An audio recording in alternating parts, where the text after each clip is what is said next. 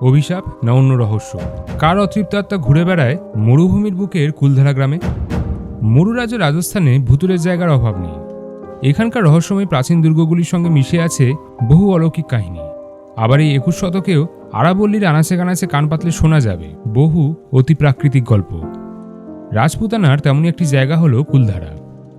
একসময় থরের বুকে এই জায়গায় ছিল একটা বর্ধিষ্ণু গ্রাম। কথিত আছে 19 শতকের গোড়ার দিকে, মোটামুটি 1815 সালে, অর্থাৎ গত প্রায় 300 বছর ধরে এই গ্রাম জনশূন্য। রাজস্থানবাসীর দাবি, রাত হলেই অতৃপ্ত আত্মারা ঘুরে বেড়ায় ওই গ্রামে।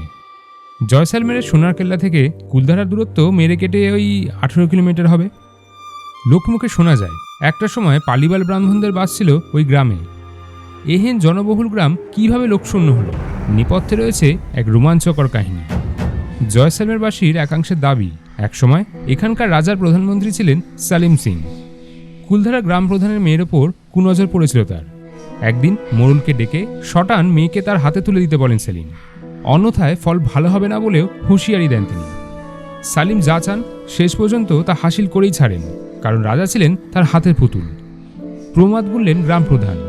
তড়িঘড়ি সবাইকে নিয়ে এলাকা ছাড়লেন তিনি, কিন্তু বেচারা গ্রাম প্রধান নিজের সেই মেয়েকেই বাঁচাতে পারেননি।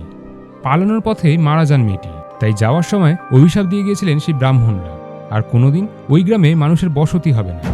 সেই থেকেই জনশূন্য কুলধারা, আর সেই গ্রাম প্রধানের অতৃপ্ত আত্মা ওই পরিত্যক্ত গ্রামে ঘুরে বেড়ায়।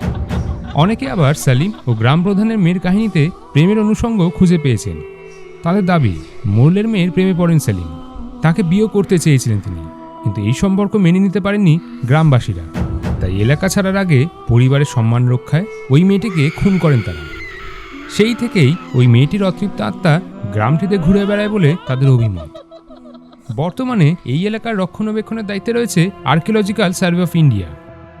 কুলধারা গ্রামের সমস্ত বাড়ি চালু উড়ে গেলেও দেওয়াল পড়ে যায়নি। টিকিট কেটে সেখানে পর্যটকদের ঢোকার অনুমতি রয়েছে। অনেকেরই দাবি, সেখানে গিয়ে তাদের অস্বস্তিকর লেগেছে। ঐতিহাসিকরা মনে করেন ত্রয়োদশ শতাব্দীতে কুলধারায় জনবসতি গড়ে উঠেছিল। ব্রিটিশ আমলে 1815 সালে তা জনশূন্য হয়ে যায়। তবে 1899-তে লক্ষ্মীচণ্ডীর লেখা তারিখি জয়সালমেরে কুলধারার বহু তথ্য পাওয়া গিয়েছে। তবে কিভাবে এই গ্রাম জনশূন্য হয়েছিল তার সুস্পষ্ট কোনো নথি পাওয়া যায়নি।